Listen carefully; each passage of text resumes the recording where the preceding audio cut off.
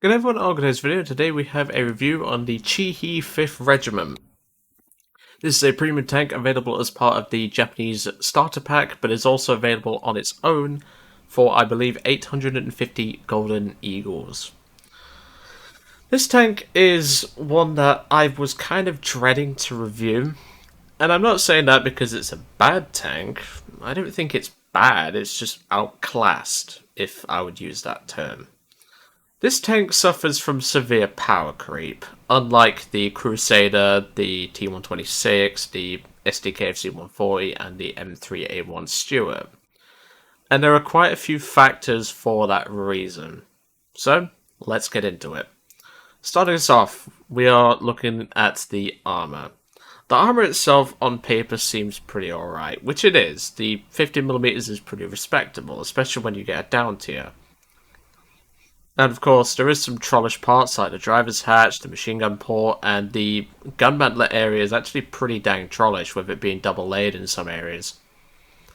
The problem is with this tank is it has multiple things that are bad about it, and the sidearm is one of them, especially this corner here. Your frontal armor may be good, but this isn't. And as a result, this will lead to a lot of deaths from autocannon fire, 50 cal fire, and, well, you'll be surprised to know that some of the French reserve tanks can punch through that. And if you're trying to angle your armor, watch this, because trust me, this will backfire on you. The side armor of the tank is 25mm in the lower part, which will stop most machine gun fire, and maybe a light cannon at range, but don't expect it to. The upper part is 20, the turret is 25 on the sides, but it also has additional plating on the front, so just bear that in mind. The rear is 25, the machine gun port is 50, and the rear of the tank is 20, with the underside being 8.5. Overall, not a bad bit of armor, and of course the commander's hatch isn't a weak spot, it's the same thickness as the turret front, and the cupola not big enough to set off most fuses anyway, so don't worry about hiding your commander's hatch, because it doesn't matter. Now we get into the armament of the tank, and this is where it kind of lets itself down. We'll start off with the main weapon, the 47mm Type 1 cannon. And of course we have the Type 1 APHE. This is the only shell you get other than HE, which is basically useless. This shell on paper is pretty good, which it is. It's relatively okay. The problem is you start meeting stuff like Sherman 105s the moment you get into a 2.7 match, and they're pretty common. Now, unlike the Italian pack vehicle, which will be next reviewed, this gun can potentially punch through their cast armor, at least on the side of the turret. There is a weak spot in the M4A3 which you can potentially go through with this tank, but you can't go through it with the Italian tank, as we're going to discuss that soon enough. Your machine guns are two 7.7mm machine guns, and they're okay, but one of them is mounted hull, which is basically useless, and then we have the commander who operates this one up here. This can work to annoy planes, shoot at light vehicles, but most of the time, just use the 47 on them, you have a decent rate of fire. Gun depression and elevation is exactly the same as the Crusader, negative 15 on the gun depression side and 20 degrees on the elevation side. However, you are not as fast on your turret traverse speed, with it being only 13.2 on my current crew. And as a result, that's quite a big difference compared to the Crusader's 32. And that was on an unskilled crew, just bear that in mind. As a result, the Chi-He does suffer from its reactionary mobility, if I would use that word, and its overall mobility isn't amazing, but it's better than some of the tanks that we're going to be seeing in the upcoming reviews. And here's why. The engine only produces 240 horsepower, whilst it is enough to give it a tank around about 11 to 12 horsepower per ton. It does have a troublesome gearbox. The gearbox is an 8-speed forward and 2-speed reverse. How the driver knows how to change gears so quickly, I will never know, but hey, I don't drive Japanese tanks, so I can't exactly answer that. The transmission has 8 gears going forward, and it uses most of those to get to 20 miles an hour, and the rest of them take it to 27. The reverse gear takes it to 5. This isn't bad, especially the reverse rate, which is pretty okay, but personally, the mobility, it does take time to get up to that top speed because of the troublesome gearbox. If you was doing manual changes, it might do better, but manually changing in War Thunder is not really advisable. But if you do like to change your gears manually, this tank might be for you, because maybe you might be able to get this thing going like a hot rod or something like that. But of course, the 47mm Type 1 cannon, you can carry up to 120 rounds, however, don't carry all on that much, because you have a huge ammo rack here, and most of your ammo is stored on the floor of the tank. This doesn't tend to get hit. This will, though, and of course there's an additional 3 shells here. This ammo rack is quite common to be filled by Chi-Hi players who are new, so don't make the same mistake. Only load about 40 to 50 shells, and that way you'll at least have good enough ammunition capacity for the match, but also you'll have just enough in general, and you won't go up like a champagne cork if your turret's penetrated. But overall, do I think this tank is worth 850 Golden Eagles on its own? Personally, not really. I'd recommend buying the Chi-Ha shotgun over this tank, purely because the Chi-Ha, whilst it is a little bit more expensive, it can certainly kick more ass than this thing can, and it can HE meme the 105 Shermans. The only way you're killing a 105 Sherman in this is if you get lucky with a machine gun port, or you manage to get around the side of it. At least with the Chi-Ha shotgun, you can just lob a HE in its face, and that's pretty much that. But let's go take a look at the gameplay, and let's go take a look at how the tank did. But of course, I do use multiple respawns in this, and I believe I end up using a regular Chi-Hi. Don't worry. The only differences between the Chi-Hi 5th Regiment and a regular Chi-Hi, which you can use in a tech tree, is the custom skin and decals. That's all you need to know. As far as where the tank comes from, I've found absolutely nothing. Japanese tank information is very, very limited. Now, in this match, you'll notice I'm carrying 70 shells, and I said around 50 to 60. That's because Joe loaded the wrong amount of ammo. That's it. I was playing this tank quite early in the day, and I hadn't had my caffeine. So, there you go. I'm sure we've all done that. And, yeah. Feel free to give me some shit in the comments for it. I don't mind. I'm used to it. But, even so.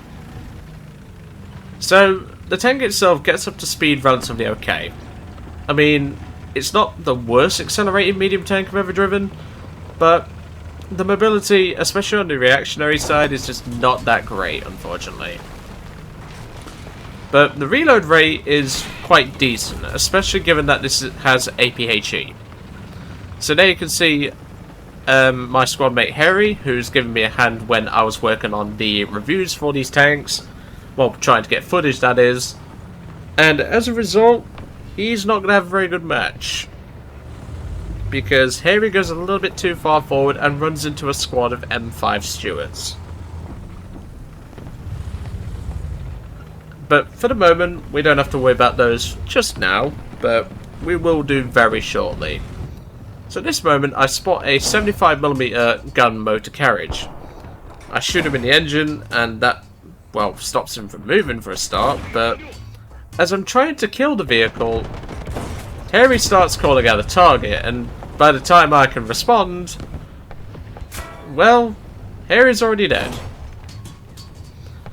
And we have the pair of M5 Stewards. I believe there was 3, but, well, according to Harry, there was 3, but still. There goes 1, and there goes 2. After this second reload. That's 2 kills to start us off. There goes the M3 gun motor carriage. He was finished off by a teammate, if anyone was curious. And there is a French Crusader. Now, of course, I'm trying to get shots in, and I luckily do manage to penetrate the turret. I'm not sure really how. It was quite a lucky shot. But then it gives me plenty of side armor, and I'm able to penetrate just there. I take it to the front from one of the respawned locusts. He does penetrate the front armor, but the machine gun port stops the majority of shrapnel and also the machine gunner himself. He ate the shell for me. Teammate there on their side decides, yes, I'll pull out in front of a fast-firing 47, and that taught him a lesson for kill number 3. And now we just have to play the waiting game, because we have to deal with a... Well, we not only have to deal with more M22s, but Harry was continuously saying that there was a third tank up there. It turns out there isn't. Harry just miscounted, but hey-ho, we all make that sort of error at some point. That shot was relatively lucky because he was trying to use the M22 that was dead as cover, but he gave himself just a bit too much side armor exposed, and that enabled me to get my 4th kill. Of course, I'm still trying to deal with a Crusader up there, and that's when I take a hit to the gearbox from one of the squad. That's one of the guys from the M5 Stuart earlier, but he's actually struggling to pen my armor. At distance, the American 37mm, especially on the M2A4, really does struggle against the Cheehy's armor. And whilst he does take out my commander, I still have the driver, the loader, and the gunner left. So it's not all bad, so to speak. And I don't think he's going to be walking away from that one. That's kill number 5, and that is an ace. Well, in the first life, that is. Because, spoiler alert, I don't live much longer after this. Because, just cheeky things, I suppose. And not only that, there was a lot of enemy tanks, as I'm going to be moving up to C very shortly. So, now that C is being capped, in a moment, I'm going to have to get moving over there. A teammate has decided to take my position for me, so I'm going to make my way to C. And Harry was saying that there was a tank on my right, and I thought, there's no way there's a tank on my right, but there was. Harry didn't get this one wrong, at least. Took out his engine so he couldn't run down the cliff, and there we go for kill number 6. Got rather unfortunate with that one on the M22 there, but since his transmission was dead, and my teammate was about to deal with him, I left him to it, and that was a good idea, so I get another assist.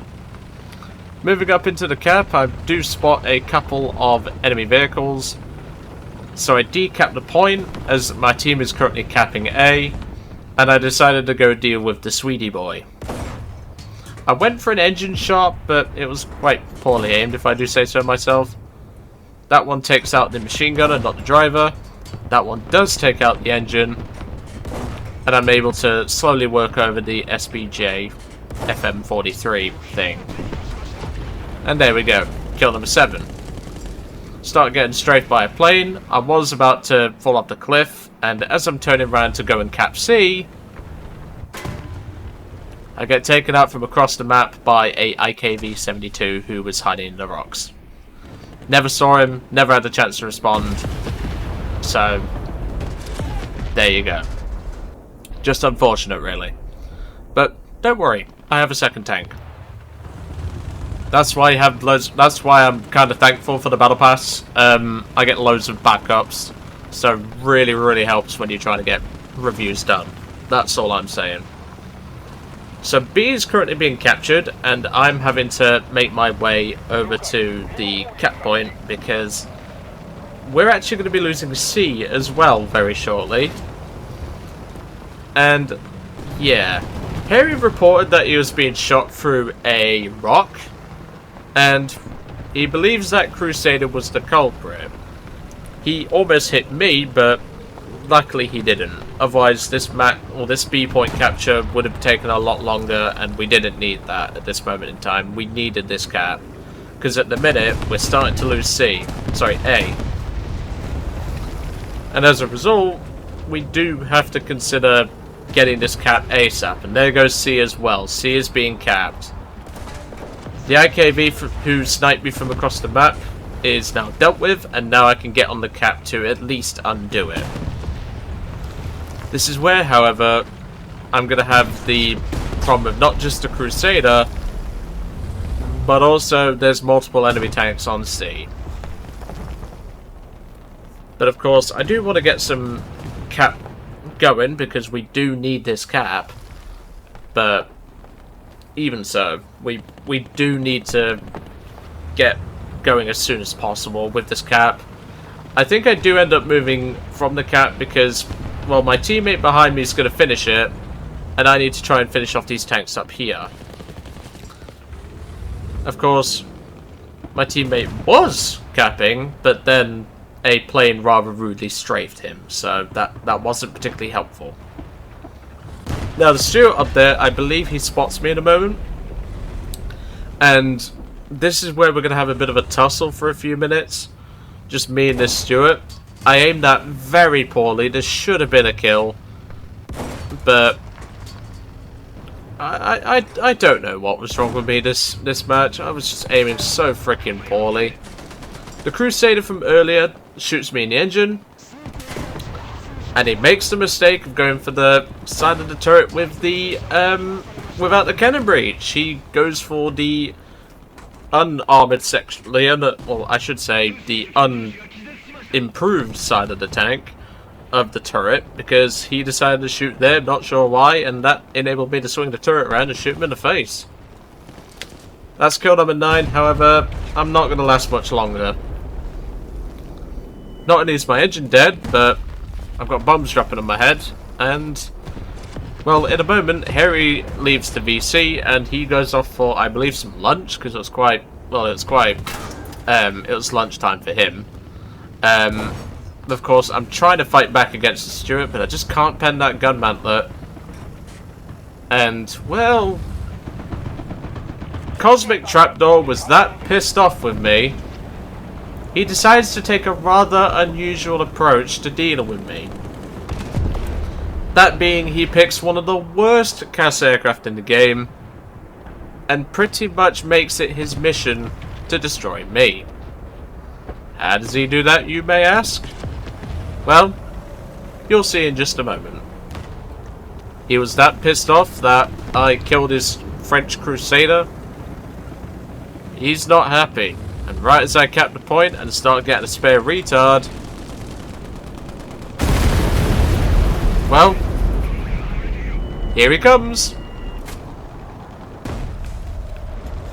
And there we go. He gets his revenge kill, and don't worry, my teammates shoot him down not long after. But that's the end of the match, and this match ends up being a loss, even after all the effort that we tried to put in for this team. But that's just how the cookie crumbles sometimes, and in this case, the cookie crumbled so badly, even the dog could eat it and not suffer chocolate poisoning. But that's just how it is. So I do think the Chi-He is a good tank. The problem is it's amazingly power creeped when you get it above its own BR. I'd wait for a sale on both the pack and the tank itself if you want. Well, if you're buying the pack, you'll get the tank anyway, but I'd wait for a sale on the pack. If you're buying the tank, just the tank, still wait for a sale. The tank is not worth 850G, at least in my eyes. And plus, there's the Chi-Ha shotgun, which arguably does better. But anyway, I'm going to let you guys off. I hope you enjoyed today's review on the Chi-He 5th Regiment, and I will catch you all on the next one.